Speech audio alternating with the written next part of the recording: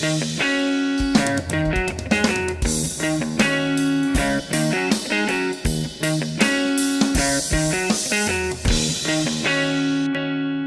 everybody, thanks for tuning in. You are locked into our review of Spidey. This is Ian here along with Chris. Pew pew pew. Pew, pew. Pew pew pew. I'm a Spider-Man. Pew pew pew. I remember that.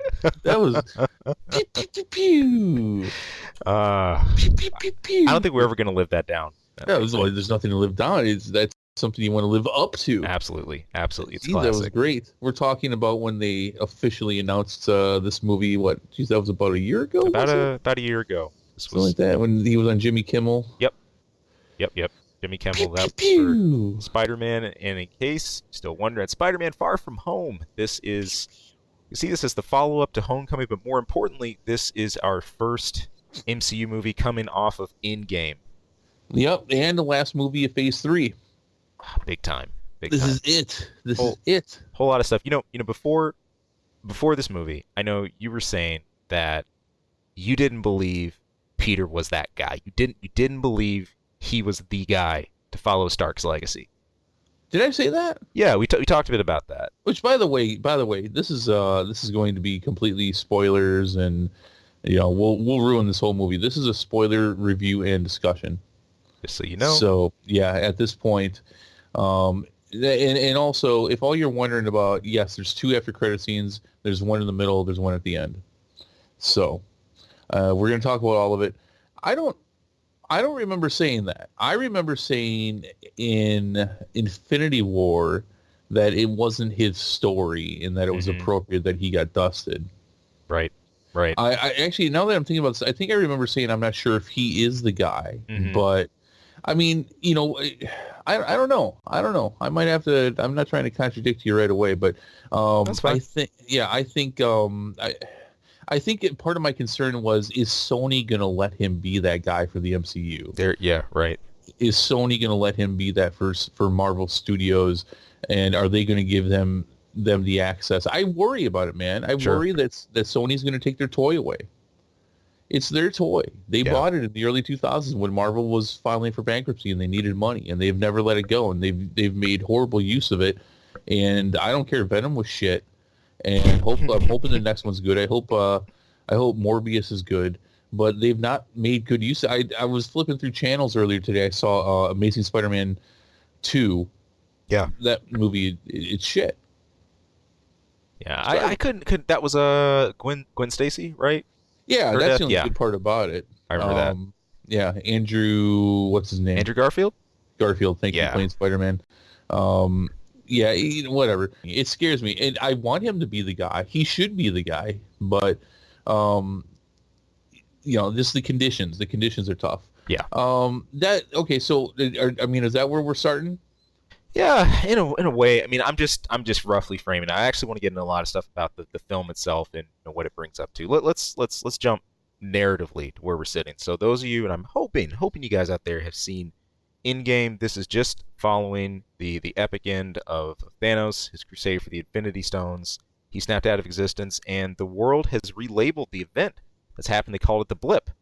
And they call people blips. Yeah, let me say that I love that. A major question that both of us had coming to this, we were talking a bit about it, was, all right, you're going to have that gap. Now, how's the school system going to work? Right, yep. And yet they didn't age. They're still, so if you were 15 and you were a blip, you're 15 again.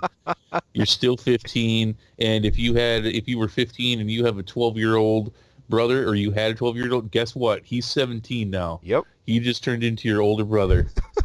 I like the fact that they address this stuff. Same. Let me say a couple things real quick. Yeah. The beginning of this movie annoyed the crap out of me. I wanted to hear at least the usual theme song to these MCU movies, or the Spider-Man theme song. We got neither. We got Whitney Houston. Yeah.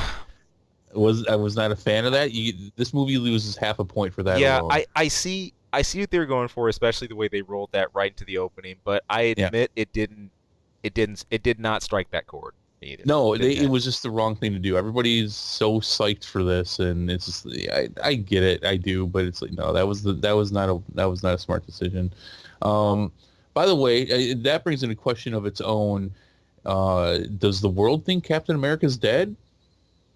Hmm. Because he's not dead. Right. Right.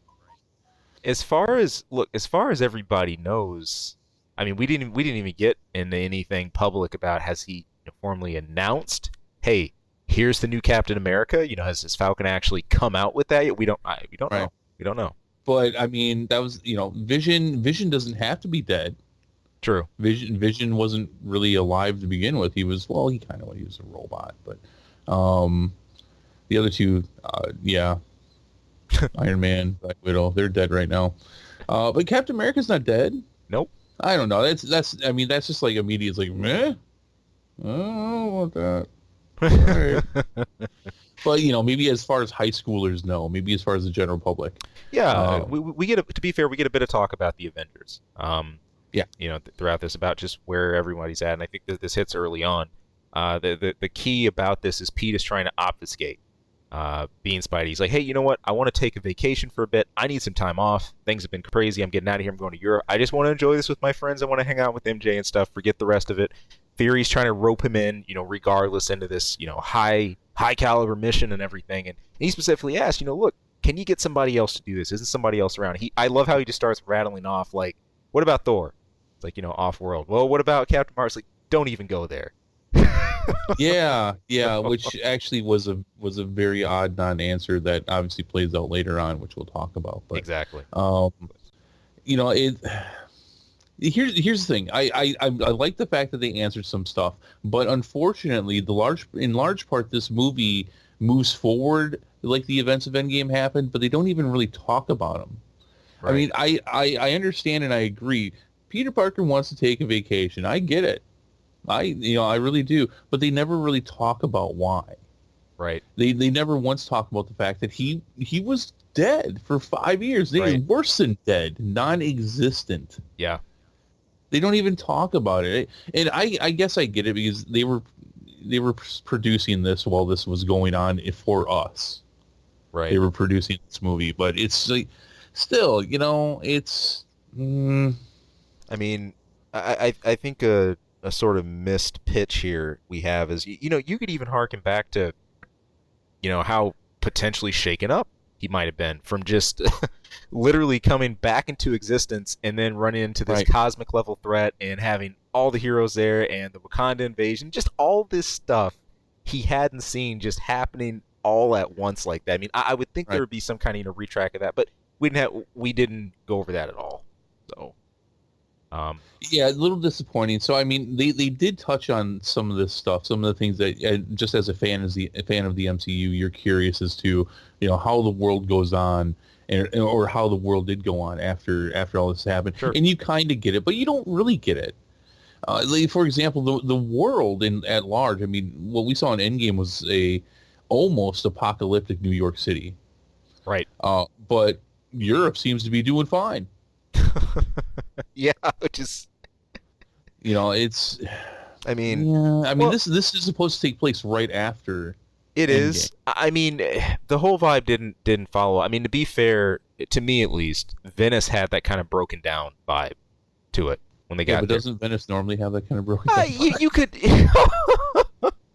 You could say that. I think maybe it's just because of location stuff they chose. I think it kind of played into that world is still recovering idea enough. But then the further we went into the film, I think the less you saw, I think that recovery for disasters. I mean, I'd still, because this isn't far after Endgame at all. We're not. No, it's supposed to take place. I think a long time ago, Kevin Feige said 3 weeks. Exactly. So in a way, I mean, I would still expect all kinds of things to be cordoned off. I mean, because when the snap happened, I mean, commercial airliners would have crashed.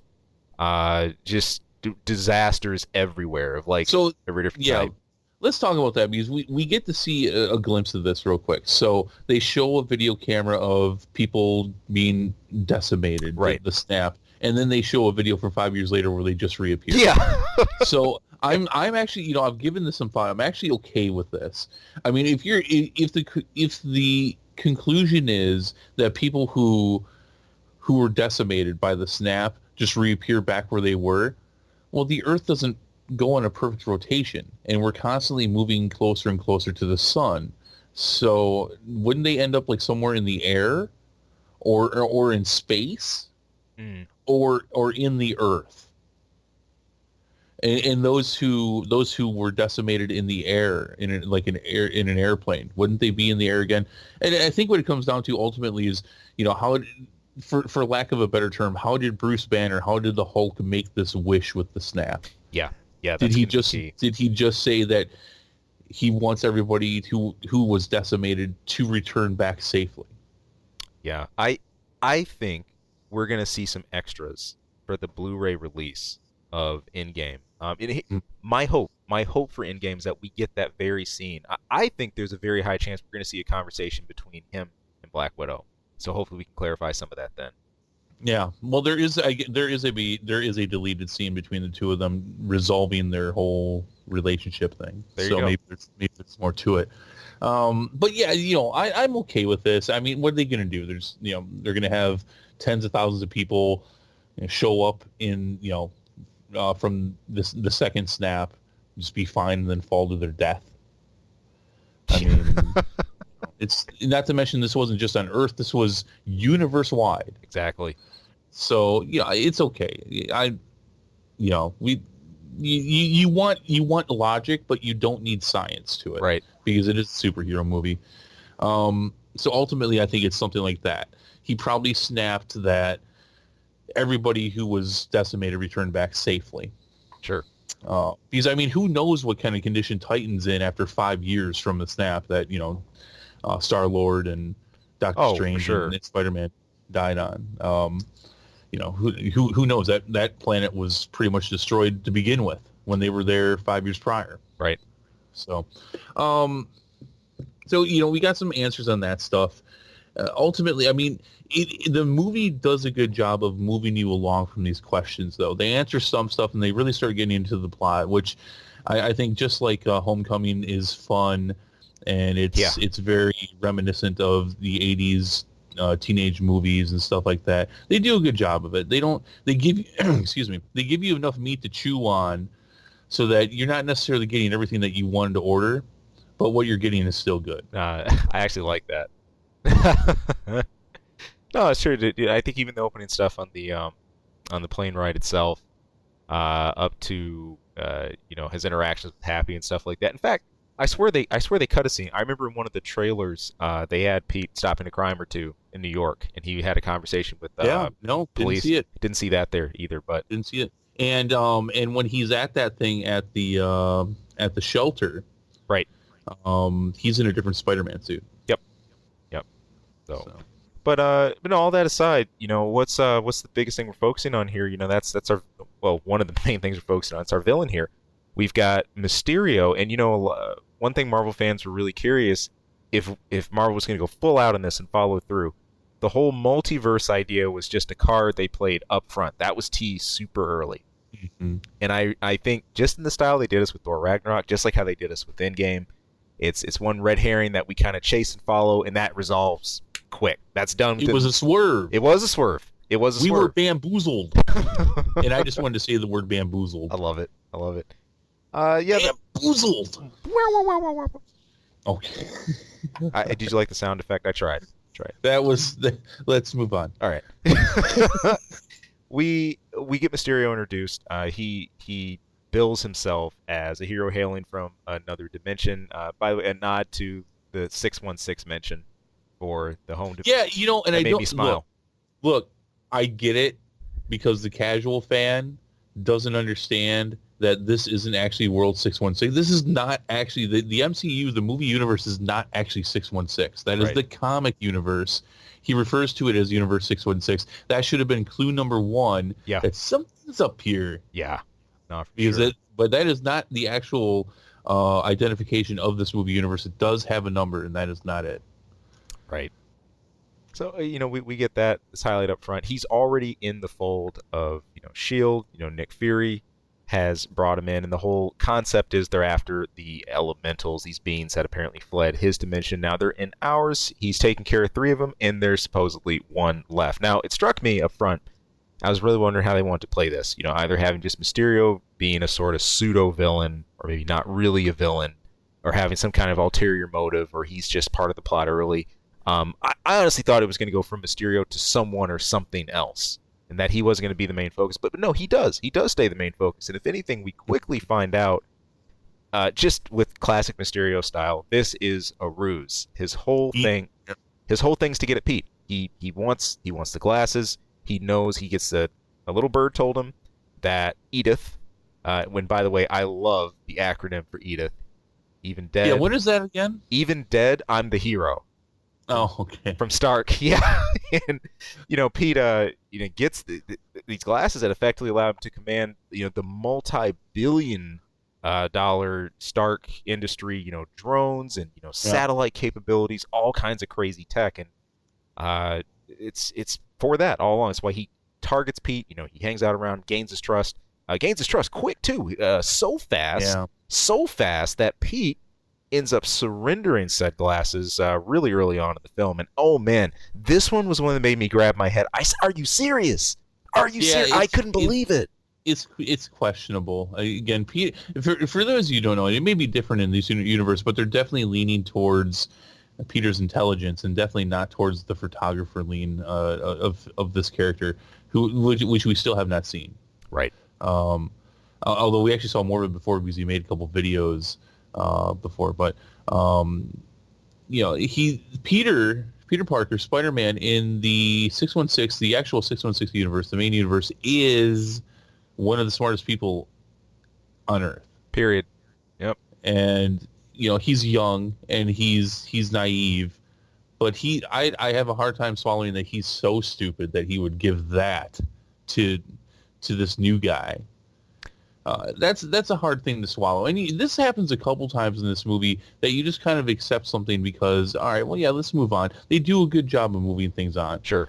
But this is obviously a huge plot point, and it all depends on this. And what comes after once he gives him the glasses is like the reveal of Mysterio's actually he's a bad guy, but actually him and all these other people that are working to make these illusions that he's doing happen, they're all former Stark employees. Right. Disgruntled employees, Mysterio included. Can I just say a couple things here real quick? Yeah. First, we don't actually know if that was S.H.I.E.L.D. Fact. We don't. In fact, we'll get more to that later. Secondly, I believe the elemental thing was that the elementals destroyed his planet, right? And that these are the same elementals from this multiverse, but not the same actual ones. True. That destroyed his planet. Good clarification. No, you're right on with that. Okay, I just want to make sure because otherwise we might actually get some comments like, technically speaking, sir. Yeah. It's bamboozled. All right, so, I mean, they did it in such. Here's the thing. They did it in such an entertaining way, though. You're like, all right, we'll go with this. This is the story, and they did such. And Jake Gyllenhaal, by the way, who was awesome in this. I actually was not. I'm a fan. I'm a fan of him. I've never been a big fan of Mysterio.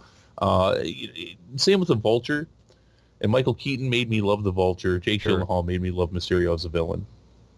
It's right like, on. Bravo to you, sir. It really encompassed, again, just like Vulture from Homecoming, a modern day version of this classic supervillain. Right. That I thought was just so well done. No, it was a really good writing. I think both in terms of sticking classic, Mysterio, the idea of duping people on a mass scale, but the showmanship that and the pride that he takes in doing that, but in the same hand, taking his sociopath part of him, this anger, this wanting to be noticed, this wanting to be center stage, never really quite having it. They did that masterfully, and I think he really ran with this role. So let me tell you at the point where I realized something really sketchy was going on. Besides the fact that it was Mysterio, it was when Mysterio and Spider-Man are on the rooftop and they're talking, and Mysterio's fishbowl helmet disappears just like Spider-Man's and Iron Man's and everyone else's. I'm like, wait, why? Right. Why does his helmet which by the way, I hate the fact that they just disappear the way that they do. It was cool for Iron Man, but I don't like it for anyone else. But it's like, that was kind of like, why would that work the same way? He's from a different universe, and he doesn't know any of these people. Why would that work the same way? Yeah. Come to find out, why, because it's actually Stark Tech. Mm-hmm. So, but yeah, again, plot points aside, because it is questionable. Sure. It's they do a really good job of it. It's a lot of fun. Yeah, but the whole Edith glasses thing, Peter giving them here, you can do this, you can do what? No, he's not that dumb. No, he's not that. No, I thought that was a little much. So you've got that. Looking at just Mysterio's, I think, arsenal too, and this is playing less to, I think, his character, but more of like how he used the tech, stuff like that. The way he used, I think, the drones and the projectors to kind of set up that crazy array. That whole scene, especially when Pete runs into him, that was really well done. That actually took me back to the animated series.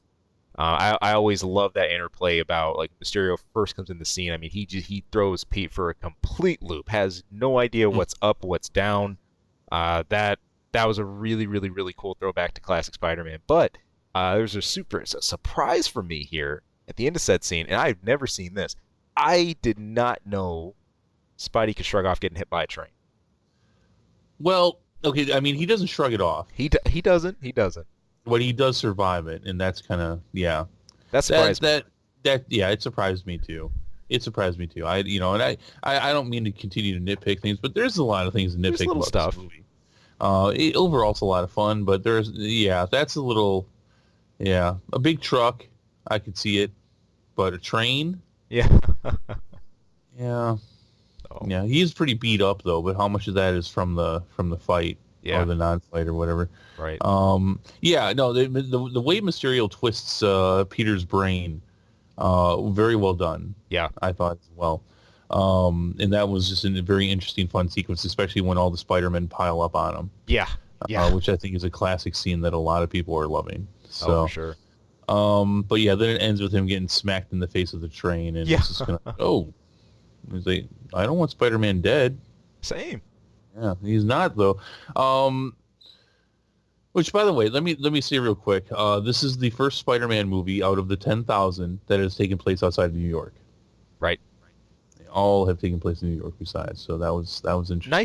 Nice change of pace. Yeah, definitely. They don't all need to be in New York. I know he's New York's hero, but yeah, they don't all have to take place there. And I'm glad it didn't. What do you think about the chemistry between Peter Parker and MJ?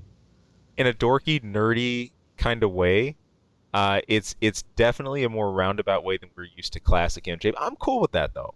I'm actually fine with it. We're led to believe up front. There's that brief scene between them, and he kind of questions her and says, "Well, wait, the only reason you're actually interested, the only reason you've actually been watching me is because you thought I was Spider-Man the whole time." But things come full circle, and we realize, that's not the only reason. Of course, she appreciates him, for his character. For me, I thought it's been fun to see a writing of them sort of on the same footing in a way. In the classics, we look at supermodel MJ, and Pete. Sort of, it always felt him having to kind of work his way up that ladder, having them kind of start side by side, both equally nerdy, both equally awkward. It's fun, and I think for this continuity we have a Spidey, it works. I liked it. Yeah, no, the interaction, just overall, the whole story and interaction between them, I thought was really well done. I thought it portrayed, at least when I was a kid, it did a good job of portraying what how the kids feels and how they try to approach these situations. Sure. Especially the one with Ned, and I can't find the actress who played his momentary girlfriend. Oh yeah, that was interesting too. Like the student council head or whatever who did the news reports. Oh, is that her? I'm taking a liberty assuming the thing on student council, but she was at the beginning on the school news. Is that the same girl, the blonde? That's the one who does the news as well. Yep. Okay, I didn't relate that. But I mean, you even knew at the end of that trip that they were going to be broken up, Oh yeah, oh yeah. and they were. Um, Ned's fun, like Ned. He's fairly new for me. I don't know a lot about the Ned character from that side of Spider-Man lore. So, Right. no, that's a lot of fun though. Overall, the cast is a lot of fun. Samuel L. Jackson, the whole time watching him, he felt a little off, and there's obvious reasons for that Hmm. we find out at the end, which we'll talk about. But did you feel that way too? It's like this doesn't seem quite right. It definitely did. Yeah. Yeah, you kind of get the thing about Nick Fury ever since he's introduced himself is not just having the top info and always being in the loop of what other people didn't have. It's like this is a guy that's not caught on the back foot. I mean, he's got a contingency for your contingency. Mm-hmm. And the way I think he comes off at first is sort of really moment by moment, play by play. Mm-hmm. So Mm-hmm. so immediately, you kind of raise some question marks. It's like, is Nick he just tired? I don't know, man. Yeah, yeah. It seems a little odd. He almost seems like a caricature of himself, He which does. ultimately we find out he is. So we'll get into that though. We keep on saying we'll get that. We will. Did we comment that Aunt May was a blip too? We didn't talk about that Aunt directly. May's a blip. Just want to throw that in there. What do you think about Aunt May and Happy being a thing? I guess that was like a momentary thing. It was a momentary thing, but I honestly thought it was super fun. I mean, I don't like, like it. I don't like it. you don't like it? Aunt May shouldn't. I'm okay with the fact that Aunt May knows that Peter's Spider-Man. I'm okay with it. I wouldn't have done it. I'm okay with it though. But yeah, don't be dating Happy. Come on, it's bad enough that he's Spider-Man. You should not be in this world. You should not be in the Fair superhero enough. world with him. Fair So enough. no, I don't like it at all. Get out of there. Happy, leave her alone. And it's not just because it's Marissa Tomei, and in the '90s I had the biggest crush on her ever, but she's ridiculously hot. So just Happy, keep your hands off. Oh man. But Okay, so a big overall theme for this movie was the whole, you brought it up at the beginning, changing of the guard, kind of. right. Spider-Man going to be the guy. Uh, I mean, the question needs to be presented, especially towards Spider-Man. And I gave you my concern, which is the fact that I'm not so sure that Sony would allow it to happen. It definitely looks like they're going in that direction. It was a bit heavy-handed throughout the whole movie, though, don't you think? Yeah, it was. It was. I think the gravity, we're still wrestling with the weight of that, with Tony Stark, no longer I'm being. over it. Yeah, no, still not over it. And No, I said I'm over it. oh, you're over it. I'm not. I'm I'm over not. it. I think that as big a plot point as that is, that's something that you don't need to drive home with a hammer and nail. It's Right. sort of pervasive over everything as is. Yeah, right, exactly. They don't need to, yeah, exactly. They don't need to, this whole thing is already above everything anyways. It's already hovering above. But yeah, it was like, it looked like they really wanted to hammer it home. And somebody's like, I don't think you need just a couple nails. Just a couple nails. That's it. Leave it at that. Yeah. But even then, it was like, especially when like he's using the holographic thing and he dips his hand in there to get it, and Happy's like, "Oh, just like Tony." Yeah, yeah. Just like he's just like Tony. Nah. Get out of here Oh, with man. that. Shoot. Oh, by the way, gratuitous Spider-Man. Oh, my web shooters are out. Yeah. My web shooters is like, oh, you did it. You did it. Why'd you do that? Classic, right? right when he needs them the most. Always. Situations that, oh, the web shoot. Oh, dang. Of course they are. Now there were some moments there I think for especially the London part near the end. And this is part of what I've always loved about Spider-Man as a superhero, just his insane level of awareness. Oh, Some God. like what? Hundreds of drones shooting at him. Yeah. Yeah, I can dodge all that shit. Yeah, right. Totally, Not even sweating it. totally sick. That's the kind of stuff that just takes his his agility, awareness level just to a new state. Like I've never seen. I don't think there's anybody else I watch who does something like that and makes it look that good. That's what I've always loved about him. I thought it was. I'm good with it. Don't Yeah. get me wrong. I enjoyed it. I think it was a little, half a notch too much. A I mean, little much. he, to the point of like, well, okay, he's just invincible. This is Stark Tech after all. Right. Right. And he's just, I can understand him even dodging dozens of them, but dozens and dozens and dozens of them, like 50. I think even 50 is a very conservative number. Oh yeah, very And, tons. yeah, There are hundreds of those things. right. More. But it still was a lot of fun with him fighting all those drones. And still was a lot of fun, but it's like, he's a little over the top, a little bit. I think it should have made to be. I think overall it should have looked a little bit harder. Right. I'd say you didn't think that you didn't think that was hard enough, really? Wow. I think there were moments, but then there was just times like, well, we gotta do something else here, so it's just a little easier right now. It's like, you're being a bit inconsistent. Although the whole thing with the one drone, which is a good example. I mean, you get the one drones like the kids in Happy are just scared to death of just the one, right? And then you get Spider-Man just like dancing around dozens of others. It just didn't. But at the end of the day, when you compare and contrast those two situations, they don't really stack up the way they should. I don't think. That was cool. I mean, I like the fact that MJ's like, I'm not just going to sit here and take this, and at least is trying to do something, and grabs a mace and tries to do something about that. And right. I appreciate that. I appreciate the fact that this is a very different MJ, but at the same time, she has a lot of the same qualities. Like, I don't want to see her start to model. I want her to continue to be a nerd. Same. But she's still got the no bullshit kind of attitude. It's and like it works. For a normal human, for a non-superhero, she's still pretty kick-ass. Oh yeah. I appreciate that.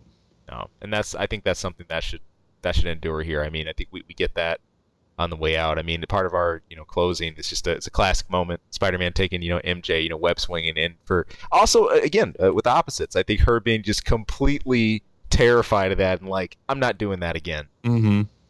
As opposed to actually having a little bit of fun with it and stuff. That was good. That was good.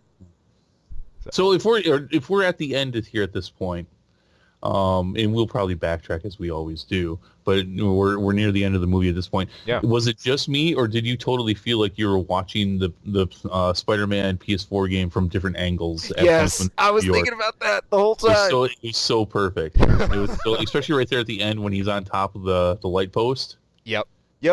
Oh, I said I did that. Yeah. It's like I was there. I do that all the time.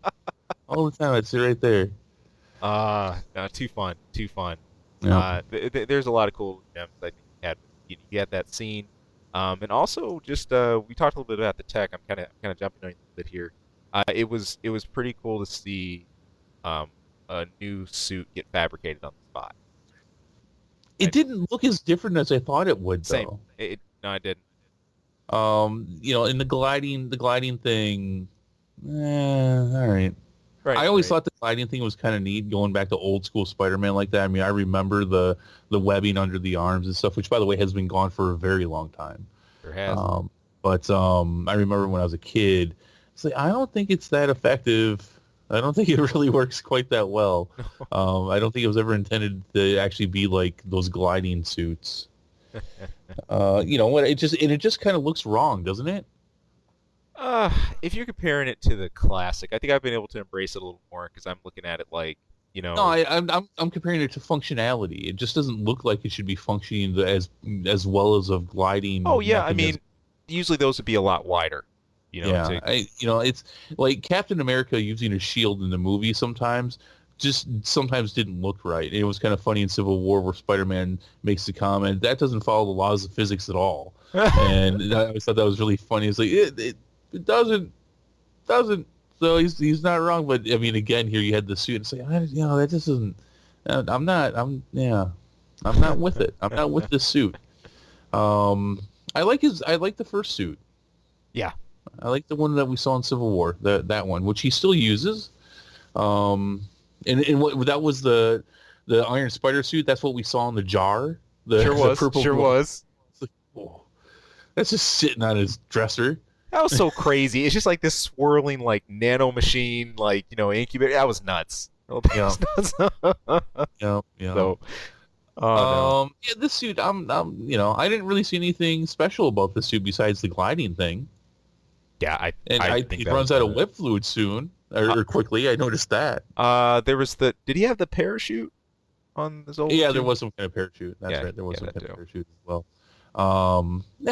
Yeah, it's fine. I thought it was going to be more red and black. That was the whole thing. Was that this is supposed to be the red and black suit? Yeah, and yeah. it really just doesn't look much different. I was fine with it. Cool.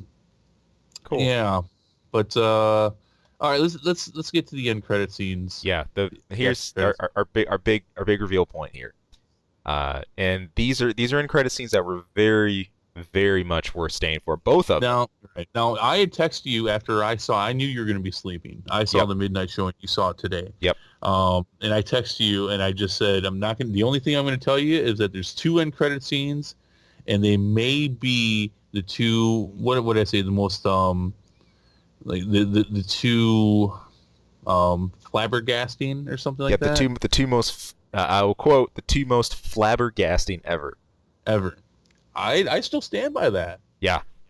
I mean, these were huge. Sometimes these end credit scenes are nothing, and they're just fun little things. These were both huge, revealing after credit scenes. Like, what? No, they were. Usually you get just a little zing, but both of these have some enormous implications about what we're going to see for the rest of the MCU going forward, but also about the past too.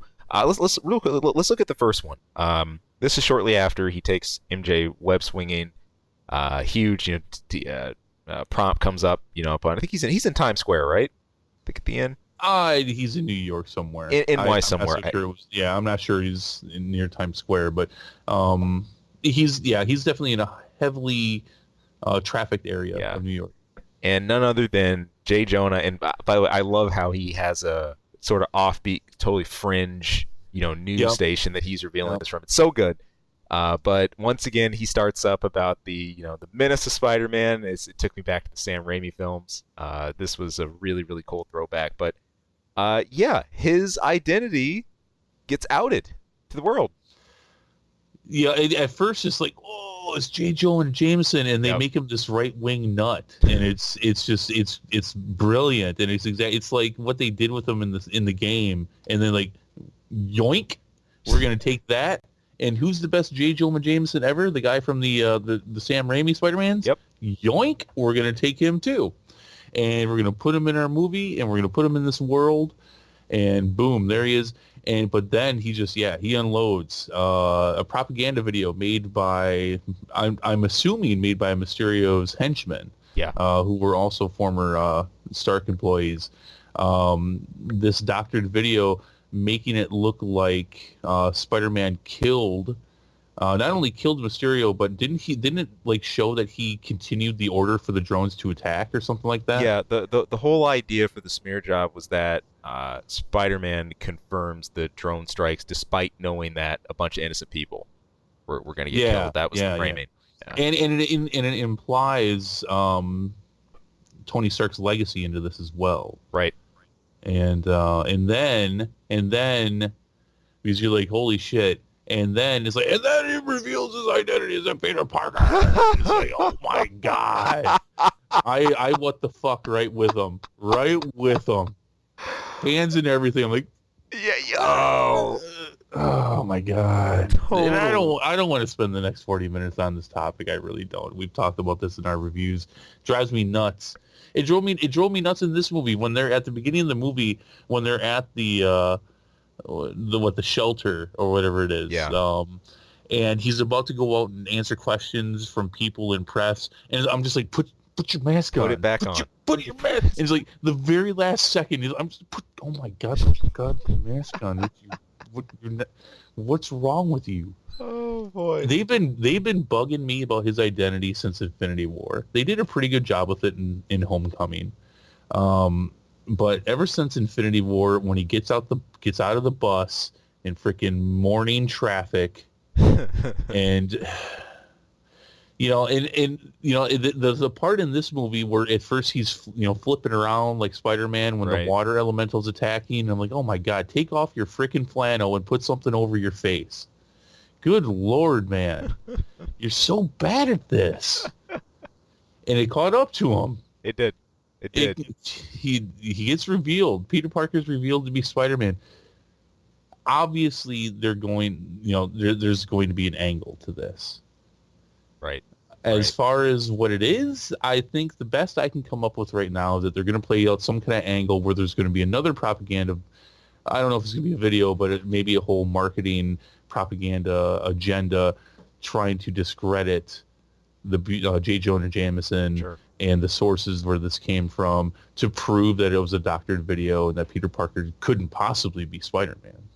And even if that does happen, there's still going to be some real awkward feels in the air. People are still going to wonder. Yeah. People are always going to look at him weird and wonder. Yeah. And we talked about this before we started recording. The big time that they did this in the comics was during Civil War when he reveals himself to be Spider-Man to show solidarity towards Tony Stark and his side of the superhero registration. And it nearly gets everybody he cares about killed as supervillains by the dozens start targeting his entire family and his friends and everyone he cares about, to the point where he has to make a deal with the devil to turn it around. And I don't think we're going to be getting Mephisto in Spider-Man 3. No. I mean, he's toast. I don't like it. I really don't like it. The MCU as a whole has always been very wishy-washy when it comes to secret identities and such, and I get it. And I liked the fact that they were introducing this with Spider-Man. Sure. And I hope this ends up well. I can't really figure out how they're going to do it yet.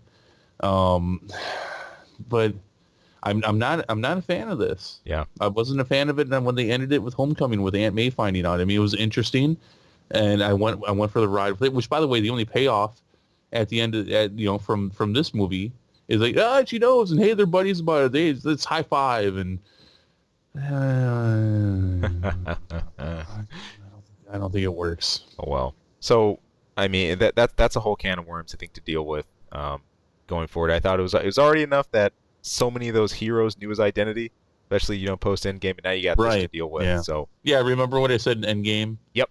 About like the one jogger who was jogging, who just so happened to be around the Avengers headquarters at that point when Thanos shows up and Spider-Man comes out of the portal and takes off his helmet. Like, all right, there you go. He was recording the whole time. Everybody knows who Spider-Man is now. It's basically the same thing. Oh, man. It's basically the same thing. He's been way too sloppy with it, and it's always bugged me. I guess I can appreciate the fact that they're turning it into a story, but boy, you better know what you're doing here. Because this is one hell of a corner they're in. It really is. And unless you're Spider-Man and you can clean the walls, you're going to have a hard time with this one, I think. Oh man. Let's look at the other two. Now this is so important, especially for everything we've known up to this point. Think about Nick Fury. This is making me question. It's the second reveal we have. The second after credits is we get Nick Fury revealed as Telos, the Skrull that we saw. Yeah, I was gonna say no one remembers their names. Yeah, the Skrull that we saw in Captain Marvel. They're Skrulls. Yep, and his wife, both there again, also Captain Marvel, side by side. Yep. So, wow. When I saw that, I first thought, I said, okay, now this is crazy. How long has he been under the guise of Nick Fury? How long has he been a Skrull? Yeah. How long has Maria Hill always been a Skrull? Right. We only know definitively that Nick Fury wasn't a Skrull from Captain America or from Captain Marvel. Right. Besides that, we don't know for sure. We just don't know for sure. I mean, this is they did this really well. Ever since they've been talking about Skrulls for Captain Marvel for the last couple of years, everyone's like, oh, how are they going to use Skrulls? Who's going to be a Skrull? Is Hawkeye going to be a Skrull? And there had been rumors that Nick Fury at some point will be a Skrull. Very well done. It was 2:30. It's 2:30 in the morning at that point, and when they morphed, I'm like, what? What? I'm tired, but holy crap! They're Skrulls. This is the kind of stuff that people wanted when they started introducing Skrulls. And then the conversation too. Then he gets on this phone and actually calls the actual Nick Fury, and is like, "Whoa!" And then he's in space. Yeah. He's That's one hell of a signal you got with your phone, by the way. Yeah, I want that carrier, right? Now, do you think that's Shield? Yes. I don't. I think my theory on that is that is Sword, Interesting. and that I think Nick Fury is moving on. Right. I don't think that's Shield. I think that's Sword. I don't know a lot about Sword, but Sword is another government type agency created where Shield was about defending Earth. Sword is more about offensive action. Yeah. That's actually a really good direction. I was thinking the new project, or like his new version of it, because of everything that happened with Hydra and the infiltration and all that stuff. But no, you know what? Sword wasn't even on my radar. So good catch. And I think, but ironically enough, despite the fact that the agency that he loved so much was infiltrated by Hydra from a plan decades in the making, he's hanging out with a bunch of shapeshifters. Great, isn't it? Jesus Christ. Just asking for it, Nick Fury. Just asking for it. But we don't see Maria Hill. No. So did Maria Hill ever actually exist? Probably. Yeah. Yeah, we can go nuts. It was never Nick Fury. It was always Skrull. No, it was probably Nick Fury through most of what we'd seen. I'd say up to Civil War, or not Civil War, but Winter Soldier, and even beyond that. I'm sure it was the actual Nick Fury. We'll find out. We will. I'm sure they'll tell us. I think that's leading to the next Captain Marvel. Yeah. Possibly the Black Widow movie, which we'll get next week or next year. Next week, I was like, hey, No, we get that next year. Only getting 2 Marvel movies next year. It's been 3 for a while. We're only getting 2.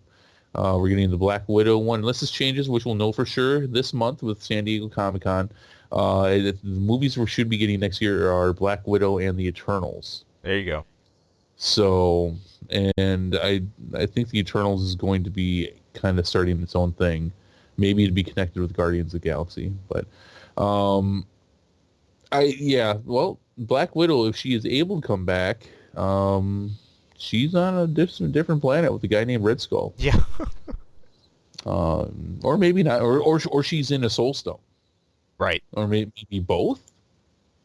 I don't know.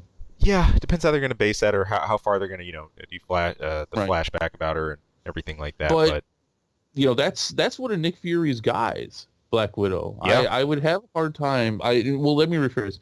I could understand and accept the plot line of Nick Fury doing whatever he can to try to save her. Right. I could accept that story. So maybe that's where that connects. I would still lean more towards Captain Marvel. Sure.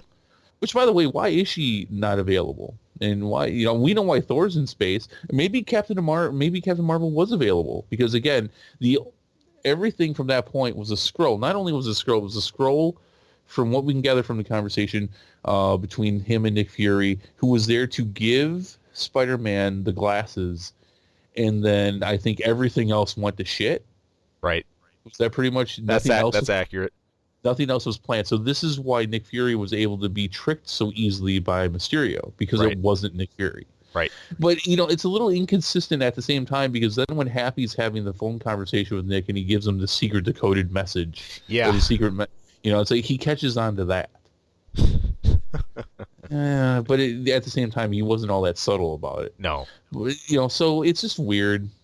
But it's cool, but it's still weird. No, it's crazy. Yeah. But hey, what do you guys think about it? Would love to hear a note or two from you. Do you think it's that this just will be self-contained? How much do you think this is going to mean for the later films? Whatever else we have it. Hey, toss us a post. Love to hear from you about it. All right, let's go out here before we rate it. Yeah. Out on a limb. Yep. Complete out on a limb. Spider-Man 3. Who's the main villain? Oh wow! Here we go. Oh man. Okay, I'll make it a little easier. You go first. You can make 2 choices. I get 2? You get two, but you have to give me one right now. Then I'll do one, then you, and then me. Well, we already know they're going to try to do Carnage for Venom, so I'm going to leave symbiotes out of this. I'm also going to leave, I want to say Morbius, but there's reasons I'm leaving that out as well. Because of Sony. Yeah, he's part of the whole Venom universe. Yeah, I'm gonna do a long shot. One of them is Craven. Go. What's yours? Oh, Craven, good choice. Yeah, I'd love that. I think they're gonna dig into the big name pool as well. But I wasn't going Craven. I'm gonna go Dr. Octopus. Awesome. My second pick is Goblin, Green Goblin. All right, we're the same there. Right on. Green Goblin. It's time. Yeah. It's time.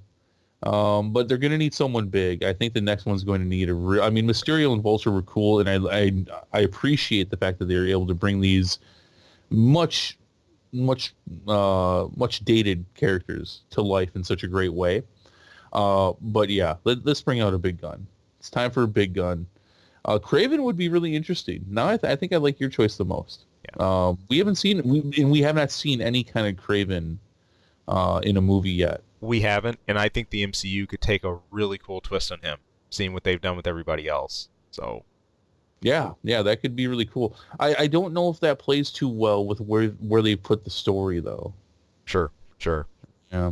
The other characters kind of, because Craven's always been about, well, not always, but the best Craven stories have been about hunting Spider-Man. Yep. Whereas Green Goblin and Dr. Octopus end up grabbing attention for their notorious plots to destroy hundreds, if not the whole world. So that tends to grab Spider-Man's attention. So I think it's something where it could be interjected in.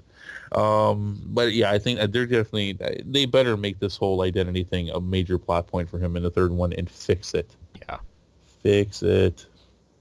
Okay, should we rate? Let's be do done? It. How many, right. What are you going to rate this out of? What's their measure? 1 out of 10. 1 out of 10 Spidey identities revealed. Spidey identities revealed? 1 out of 10 people who know Peter Parker's Spider-Man. Oh, that's great. Man, I'm going to hand this one, I go for an 8.5. Okay. I was going to go with an 8.5, but I kind of talked myself out of it a little bit. Yeah, you did. I'm gonna go with an 8. And don't get me wrong, it's also really late, so I apologize if I'm seeing a bit more negative than I usually do. This was a lot of fun. It's a fun movie. I thoroughly enjoyed myself. I remember actually leaving the theater like, gosh, that was a lot of fun. But, we're here having a review and discussion, so it's more of a critique style here. So, but guys, what do you think? Yeah. Give it your own rating between 1 and 10, and who do you think we're going to see next? What's the main villain? Obviously, it's not going to be Venom or symbiotes. Sony's doing their own thing with that. Now, that being said, it's not going to be Morbius. Right. It's not going to be Silver Sable or Black Cat. Sony is doing all of those, and I think there's one more they're doing as well. So it won't be any of those, I'm sure. But yeah, they've got a huge pool to choose from. That's for sure. All right, that is okay. Gonna do it for us. All right, you felt the okay. I love it.